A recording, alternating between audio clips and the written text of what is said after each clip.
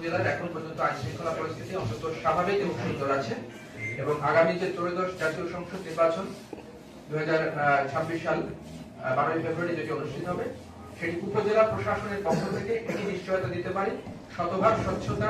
নিরপেক্ষতার সাথে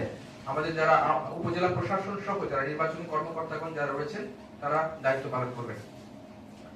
আপনারা শেষ পয়েন্টে আমি একটু বলি, আমাদের ওসি তদন্ত সাহেব যেটি বললেন, দণ্ডবিধিতেও কিন্তু বলা আছে যে আইন শৃঙ্খলা বাহিনীকে সহযোগিতা করার জন্য সাধারণ জনগণের এটাও কিন্তু একটা দায়িত্ব।